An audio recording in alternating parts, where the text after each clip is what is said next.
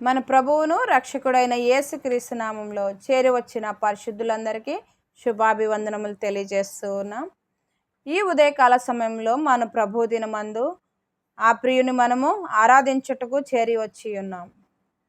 ఈ దినపు వాక్య ధ్యానముగా రూతు గ్రంథము 2వ అధ్యాయము 20వ వచనం చదువుకుందామండి. నయోమి బ్రతికియున్న వారికిని చచ్చిన వారికిని ఉపకారం చేయటం మానని ఇతడు యెహోవా చేత ఆశీర్వదింపబడునుగాక అని తన కోడలితో అనెను. మరియు నయోమి, ఈ మనుష్యుడు మనకు సమీప బంధువుడు, అతడు మనలను విడిపింపగల వారిలో ఒకడని చెప్పగా, మనం చదువుకున్న ఈ లేఖన భాగంలో ఎలీమెలకు కుటుంబపు వారు ఉన్నారు. ఎలీమెలకు కుటుంబపు వారు అతని భార్య అయిన నయోమి, అతని కుమారులైన మహ్లోను, కిల్యోను ఉన్నారు. వీరు బెత్లెహేములో నివాసము చేస్తూ ఉన్నారు. బెత్లెహేము అనగా రొట్టెల గృహము.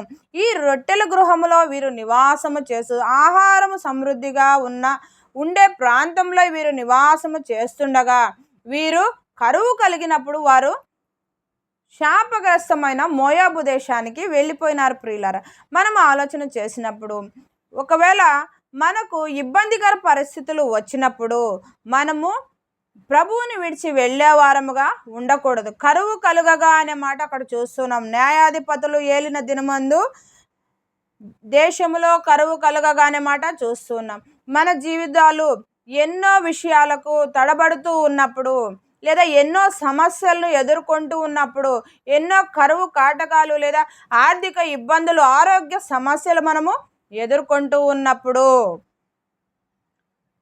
స్థిర నివాసమైన రొట్టెల గృహమైన ఆ ప్రభు సన్నిధిని విడిచిపెట్టక వీరు విడిచిపెట్టారు. వీరు మోయాబు దేశమునకు వెళ్ళినట్లుగా చూస్తున్నాం. మన జీవితాలు కూడా ఈలాగున ప్రభువుని విడిచిపెట్టి శాపగ్రస్తమైన మోయాబు దేశానికి వెళ్ళాలని ఆలోచన చేస్తున్నామేమో, అది తగదు ప్రియులారా. ఇక్కడ ఎలీమెల కుటుంబపు వారు అలాగుననే ఆలోచించి వారు శాపగ్రస్తమైన మోయాబు దేశానికి వెళ్ళిపోయారు. వెళ్ళడమే కాకుండా అక్కడి జనులతో సహవాసము చేస్తూ ఉన్నారు. సహవాసము చేసి అక్కడి వారిని తన కుమారులకు వివాహము చేసుకొని తీవ్ర నష్టాలను పొందుకున్నట్లుగా చూస్తూ ఉన్నాం.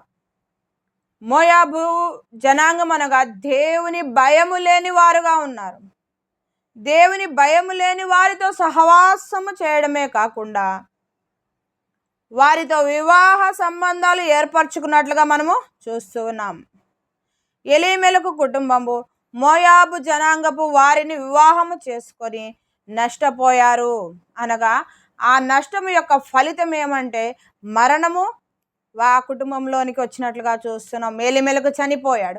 అలాగుననే మనం గమనించినట్లయితే వారి కుటుంబంలోని 2 కుమారులు, జ్యేష్ఠ కుమారుడు, ద్వితీయ కుమారుడు మహ్లోను, కిల్యోను 2 చనిపోయినట్లుగా చూస్తూ ఉన్నాం.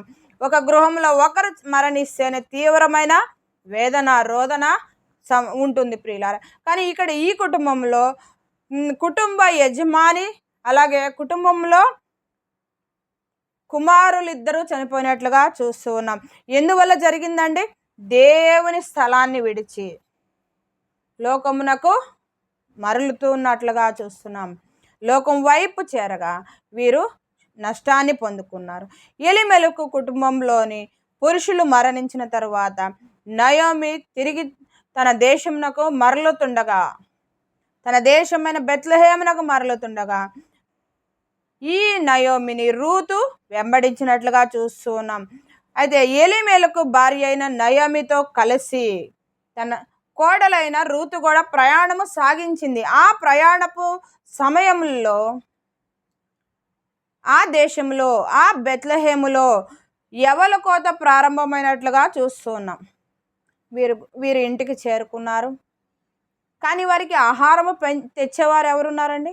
ఆ కుటుంబంలో పురుషులు ఎవరు లేరు. కనుక ఈ కోడలైన రూతు ఆ పొలములో పరిగను ఏరుకొనుటకు వెళ్ళినట్లుగా చూస్తూ ఉన్నాం. అక్కడ ఆమె ఏరుకుంటున్న పొలము ఎవరిది అని మనం గమనిస్తే అది బోయోజు పొలముగా ఉన్నది. బోయోజు పొలములో ఈమె ఉదయం నుంచి సాయంత్రం వరకు పరిగా ఏరుకుంటూ ఉంది ప్రియులారా.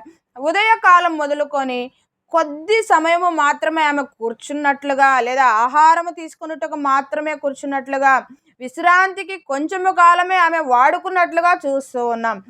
పొద్దు నుంచి సాయంత్రము వరకు వాక్యమును లేదా ఆమె పరిగ ఏరుతూ ఉంది. విశ్వాసులమైన మనము మన జీవితంలో దినదినము దేవుడు మనకు ఇస్తూ ఉన్న ఆయుష్ను బట్టి మనం చూస్తే మనం ఎంత పరిగను ఏరుకుంటూ ఉన్నాం, ఎంత వాక్యంని మనం ధ్యానం చేస్తున్నాం. యాకోబు పొలంలో ధ్యానింప బయలు వెళ్ళను అనే మాట చూస్తున్నాం. దావీదు కీర్తనకారుడైన దావీదు అంటూ ఉన్నాడు, ఉదయము మధ్యాహ్నం సాయంకాలం నేను ధ్యానిస్తాను ప్రభు అంటున్నాడు. పడక మీద నిన్ను జ్ఞాపకం చేసుకుంటాను ప్రభు అంటున్నాడు. ఇంతగా భక్తులు ప్రభువుని ధ్యానం చేస్తున్నారు, దేవుని స్మరిస్తూ ఉన్నారు, దేవుని స్తుతిస్తూ ఉన్నారు. రూతు అయితే ఉదయం నుంచి సాయంత్రం వరకు పరిగా ఏరుతూ ఉన్నది.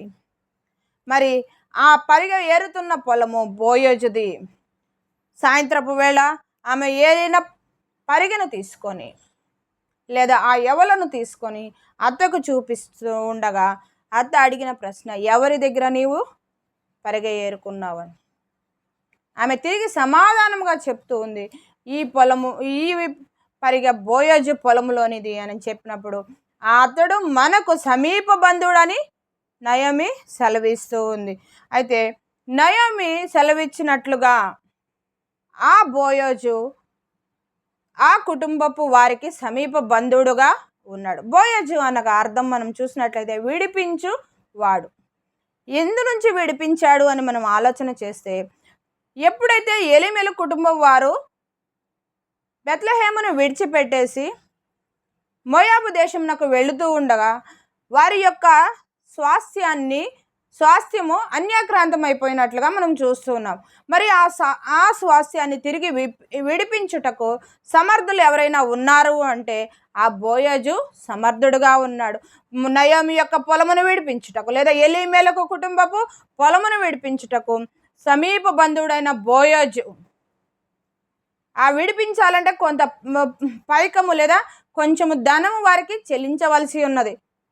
మరి ఈలాగన మనం చూస్తే ఈ బోయోజు ధనవంతుడై ఉన్నాడు. అనేక మందిని పనివారును పెట్టి తన పొలములో పని చేయించుకుంటూ ఉన్నట్లుగా చూస్తున్నాం. ఈ ధనవంతుడైన బోయోజు నయోమి యొక్క పొలమును విడిపించడానికి సిద్ధపడినవాడుగా ఉన్నాడు ప్రియులు. అలాగైతే మనము మన జీవితాలను లేదా మనలను విడిపించడానికి ఎవరు వస్తున్నారో చూద్దామండి. కొరింథీయులకు రాసిన 2వ పత్రిక 8వ అధ్యాయము 9వ వచనం చదువుకుందాం. ఆయన ధనవంతుడై ఉండియు మీరు తన దారిద్ర్యము వలన ధనవంతులు కావాలని మీ నిమిత్తము దరిద్రుడాయననే మాటని మనం చూస్తూ ఉన్నాం. ఇక్కడ మనం గమనిస్తే ఆకాశవాసి అయిన దేవుడు మన స్థితిని జ్ఞాపకం చేసుకుంటూ, ఏంటండి మనకున్న స్థితి? ఎవరును ఏ విధము చేతను విడిపింపబడలేని స్థితిలో మనము ఉన్నాం. ఆ స్థితిని జ్ఞాపకం చేసుకుంటూ ఆ ప్రియ ప్రభువు సర్వాధికారి అయిన దేవుడు, ఉన్నతమైన స్థలములో ఉన్న ఆ దేవుడు, ఆ తండ్రి అయిన దేవుడు కుమారుడిగా మన కోసం భూమి మీదకి వచ్చినట్లుగా చూస్తున్నాం. బోయోజు అయితే నయోమి యొక్క పొలమును విడిపింపగల సమర్థుడు. మరి క్రీస్తు ప్రభువుల వారిని మనం గమనించినట్లయితే ఆ ప్రియ ప్రభువు పాప బంధకములలో చిక్కబడి ఉన్న మన జీవితాలను లేదా పాపపు బ్రతుకులో ఉన్న కుళ్ళిపోయి ఉన్న మన బ్రతుకులను మన జీవితాలను విడిపింపగలిగిన సమర్థుడు ఎవరైనా ఉన్నారా అంటే అది ప్రభు అయిన క్రీస్తు వారు మాత్రమే. ఆయన మాత్రమే అర్హుడు, ఆయన మాత్రమే సమర్థుడై ఉన్నాడు. ప్రియులారా, విడిపింపగలిగిన వాడు ఎక్కడ నుండి విడిపించాలండి? పాపపు బంధకముల్లో బంధించబడి ఉన్నాం, అపవాది సంఖ్యల్లో బంధించబడి ఉన్నాం. ఆ సంఖ్యలు మనకు కానరావడం లేదండి. మనం కూరుకుపోతూ ఉన్నాం ఆ వాడి యొక్క కుయుక్తులతో. లోకములో మనము విడిపింపలేని స్థితిలో మనం ఉండగా ఎవరిని విడిపిస్తారా అండి మన పాపం నుంచి? చెప్తారు అంత మట్టుగా ఈ రూట్లో వెళ్ళొద్దు అని, అంతేగాని అందులో నుంచి విడిపింపగలిగిన వారెవరు ఉన్నారు? ఒక మాట మనం చదువుకుందాం. కీర్తన గ్రంథం 49వ అధ్యాయము 7 నుంచి 9 వచనాల్లో మనం చూసినట్లయితే, ఎవడును ఏ విధము చేతను తన సహోదరుని విమోచింపలేడు అనే మాటని చూస్తూ ఉన్నాం. అలాగే రోమా పత్రిక 7వ అధ్యాయం కూడా చూద్దామండి. 24వ వచనములో, ఇట్టి మరణమునకు లోనగు శరీరం నుండి ఎవడు మనలను విడిపించును? ఈ 2 వచన భాగాల్లో మనం గమనించినప్పుడు కీర్తనకారుడు అంటాడు, ఎవరును ఏ విధము చేతనైనను తన సహోదరుని విమోచింపలేడు. తన సహోదరుడు పాప బంధకముల్లో ఉండగా, అపవాది సంకెళ్ళలో ఉండగా, సాతాను యొక్క చెరలో బంధించబడి ఉండగా, ఆ పాపపు స్వభావము నుండి, ఆ పాపపు బ్రతుకు నుండి, ఆ పాపపు కుష్టు నుండి విడిపింపగలిగిన వాడు ఎవడు లేడు. ఏ సహోదరుడు కూడా, ఏ తోటి వారు కూడా, తన ఇంటి వారు కూడా సైతం మనలను విడిపించేవారెవరు లేరు. పౌలు అంటూ ఉన్నాడు, ఇట్టి మరణముకు లోనగు శరీరము నుండి ఎవడు నన్ను విడిపించును? ఈ శరీరము మరణానికి ఆస్పదముగా ఉండగా, ఈ శరీరంతో జరిగించే క్రియలు మరణానికి మనల్ని తీసుకొని వెళుతూ ఉండగా, అనేక పాపపు క్రియల చేత ఈ శరీరము నరకాగ్నికి ఈడ్చుకొని పోతూ ఉండగా, ఇలాంటి స్థితి నుంచి మనలను విడిపించేవాడు ప్రియ ప్రభువు మాత్రమే. నీ శరీరము, నీ జీవితాన్ని పాపపు స్థితిలోనికి వెళుతూ ఉన్న నీ బ్రతుకును విడిపించగలిగిన వాడు ఎవడండి? ప్రభు అయిన క్రీస్తు వారే. ఆయన మాత్రమే సమర్థుడు. మరి నీ జీవితమును విడిపించడానికి ఆ ప్రియ ప్రభువు ఈ భూలోకమునకు వచ్చి ఉన్నాడు. ప్రియులారా, బోయజు నయోమి యొక్క పొలాన్ని విడిపించగలడానికి సమర్థుడుగా ఉన్నప్పుడు ఎలాగండి? ఆయన ధనవంతుడుగా ఉన్నాడు కదా. మరి మన పాపములను విడిపించగలిగిన వాడు ఏమి చెల్లించి మన పాపములను విడిపిస్తూ ఉన్నాడు? అలాగే మనం ఆలోచన చేస్తే, మన పరమ బోయజు అన్యాక్రాంతమైన లేదా పాపపు దాస్యంలో చిక్కబడి ఉన్న మన జీవితాలను, మన బ్రతుకులను విడిపించుటకు సమర్థుడైన దేవుడు ఆయన తన రక్తముతో మనల్ని విడిపించినట్లుగా మనం చూస్తున్నాం. ఇంతకుముందు మనం చదువుకున్న మాటలు, ఆయన రక్తము చేత మనము కొనబడ్డాం. ఆయన విలువైన రక్తము చేత మనల్ని విడిపించాడు. ఇక ఎవరు కూడా మనల్ని విడిపించలేరు. ఎవరును ఏ విధము చేతను తన సహోదరుని విమోచింపలేడనే మాటని చూస్తూ ఉన్నాం. మనలను మన పాపం నుంచి విడిపించగలిగిన సమర్థుడు, శక్తిమంతుడు, విమోచకుడు ఎవరంటే ఆ ప్రియ ప్రభువు మాత్రమే. మన పాపపు జీవితాలను, భ్రష్టమైపోయి ఉన్న మన బ్రతుకులను, అపవాది కోరలలో చిక్కబడిపోయి ఉన్న మన జీవితాలను తన విలువైన రక్తముతో మనల్ని కొనుక్కున్నాడు, విడిపించాడు. ప్రియులారా, ఎలాగ పెట్టాడండి రక్తము? ఒక్కసారిగా దారపోయలేదు. ఒక్కొక్క గాయము ద్వారా రక్తము కారుతూ చివరి బొట్టు వరకు ఆయన నీకోసం రక్తాన్ని కార్చినట్లుగా చూస్తున్నాం. ఆ పరిశుద్ధుని రక్తంతో నీవు కొనబడ్డావు. నీకు ఇచ్చిన రక్షణ ఉచితమైనదే కావచ్చు ప్రియులారా, కానీ ఆ రక్షణ విలువైనదిగా నీవు చూడాలి. అది విలువైనది. ఎంత విలువైనది అంటే, ఒక పరిశుద్ధుని రక్తంతో నీవు కొనబడ్డావు. పాపివైన నీవు, పాపివైన నేను, పాపులమైన మనందరము కూడా ఆ పరిశుద్ధుని రక్తము చేత కొనబడిన వారముగా ఉన్నాం ప్రియులారా. మరి అలాంటి జీవితాలు, అలాంటి బ్రతుకులు ఎలాగ దేవుణ్ణి ఆరాధిస్తున్నాయి? విడిపింపగలిగిన దేవుడు, విడిపించ సమర్థుడైన దేవుడు, విమోచింపగలిగిన సమర్థుడైన దేవుడు, నిన్ను నన్ను తన రక్తంతో కొనుక్కున్న ఆ ప్రియ ప్రభువు పరలోక సంబంధి అయిన పరమ బోయజుగా ధనవంతుడుగా ఉన్నాడు. అలాగన మనం చూసుకున్నట్లయితే ప్రకటన గ్రంథంలో ఒక మాట ఉందండి. మన పాపం 1వ అధ్యాయం 6వ వచనంలో, మన పాపంలో నుండి మనలను విడిపించిన వానికి మహిమ ప్రభావములు అంటూ ఉన్నాడు. మన పాపములను ఆయన మోసుకొని మన శిక్షను ఆయన అనుభవించినట్లుగా చూస్తున్నాం.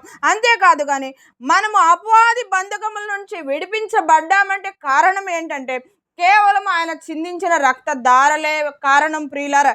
అయితే అలాంటి గనునికి అలాంటి విమోచకునికి, ఆ విమోచకునికి నీవు నేను ఎలాగా చెల్లించాలండి?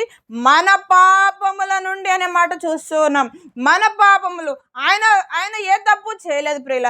ఆయనలో పాపం ఉన్నదని ఎవడును రుజువుపరచలేరని లేఖనాలు సెలవిస్తూ ఉన్నాయి. మరైతే మన పాపముల కోసమే అనే మాట అక్కడ గమనించాలి.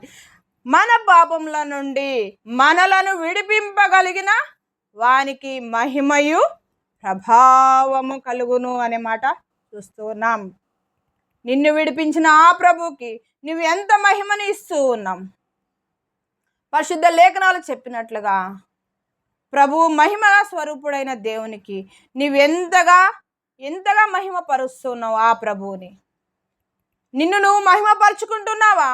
లేదా ఆ ప్రభువు ముందు ఆ ప్రభువుని నువ్వు మహిమపరుస్తున్నావా? పరిశుద్ధ భక్తులు మనం చూస్తున్నాం.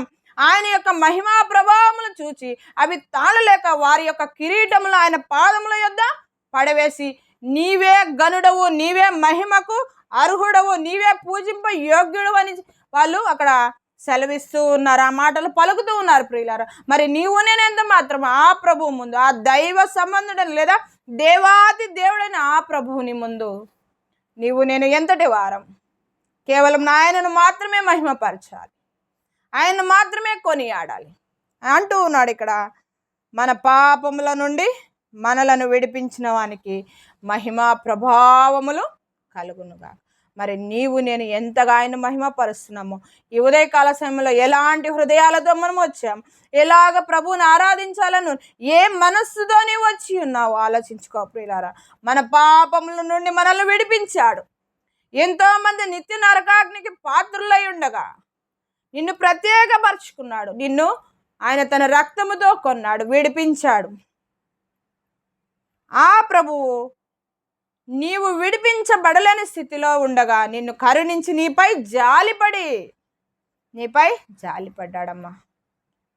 మరి అంతగా జాలిపడిన ఆ ప్రభువు, అంతగా ప్రేమించిన, అంతగా నిన్ను సంతోషపెట్టాలని, నిత్యము తనతో ఉంచుకోవాలని నిన్ను విడిపించిన ఆ ప్రభువుకి ఎట్టి హృదయంతో నీవు ఆయన ఆరాధిస్తున్నావు, ఎంతగా ఆయనను మహిమపరుస్తూ ఉన్నావు.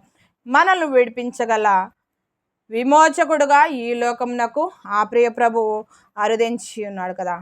మరి మన పాపముల నుండి మనల్ని విడిపించిన, లేదా నీ పాపముల నుండి విడిపించిన నీ విమోచకునికి మహిమా ప్రభావములను ఆరోపిస్తూ ఆయన్ను ఆరాధించాలని సెలవిస్తూ ఉన్నాం.